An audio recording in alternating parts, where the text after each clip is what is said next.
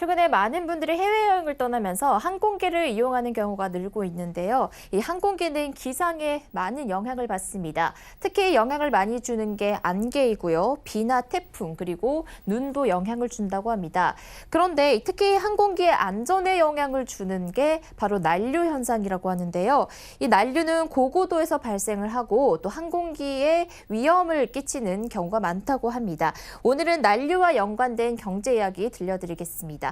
K웨더 방기석 예보센터장 나와 있습니다. 안녕하세요. 네, 안녕하세요. 네, 센터장님, 이 난류라는 현상은 어떤 현상을 말하는 건지 좀 설명해 주시죠.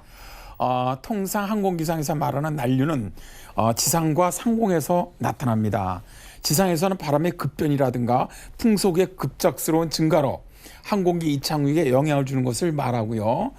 상공에서도 난류가 발생을 하는데 항공기가 운행하고 있는 상공에서 공기 이상 흐름으로 항공기가 뚝 떨어지는 등 요동을 치는 것을 난류라고 말합니다. 2012년 6월 4일 대한항공 여객기가 인도네시아에서 인천공항으로 오던 중에 난류 사고가 발생을 했습니다. 비행한 지 1시간 후에 갑자기 비행기가 수직 낙하를 했는데요. 승무원들은 천장에 부딪히거나 중심을 잃으며 넘어졌고요. 탁자의 음식물들은 모조리 쓰러졌습니다.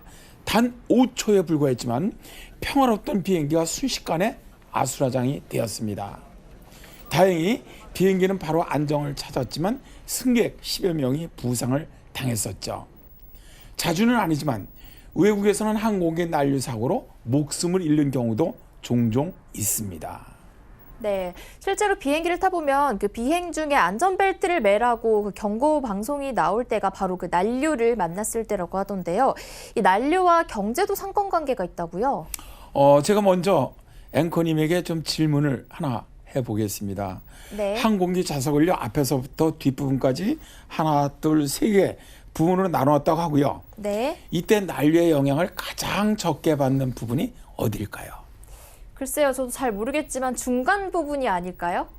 아닙니다.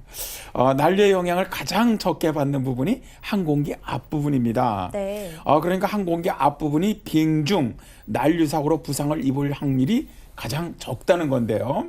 난류로 인한 부상 확률을 보면 항공기 앞부분은 9%, 뒷부분은 72%나 되거든요. 일본 운수안전협회 연구에 따르면 앞에서도 말씀드렸지만 항공기 앞부분에서 난류 사고를 당할 확률이 9%이지만 중간 부분은 19%, 뒷부분은 72%예요. 그러니까 항공기 앞부분에 앉는 것이 뒷부분보다 무려 8배나 적다는 겁니다.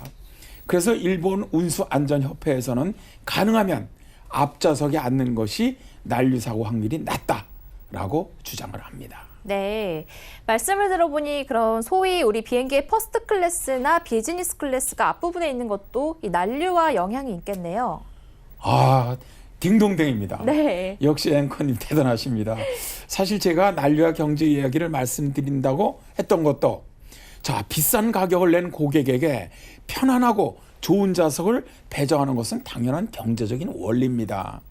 항공기 앞좌석이 난류에 덜 흔들리고 더 안전한 것이 하나의 이유라는 것이죠. 이처럼 항공기 앞좌석이 난류에 덜 흔들리고 안전한 것은 항공기 앞부분 무게가 무겁기 때문입니다.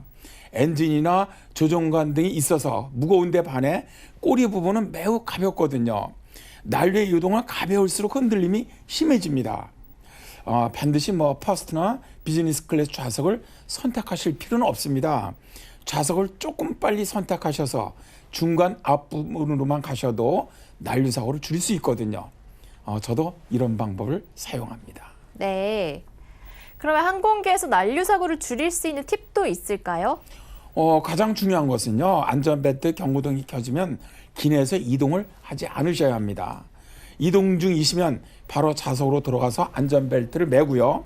또 비행 중에는 항상 안전벨트를 매시는 것이 뜻밖의 사고를 줄일 수 있다. 꼭 기억하시기 바랍니다. 네, 오늘은 항공기 자리에도 가격이 다른 배경에 날씨의 영향이 숨어 있다는 사실을 확인해 봤습니다. 센터장님 감사합니다. 네, 고맙습니다.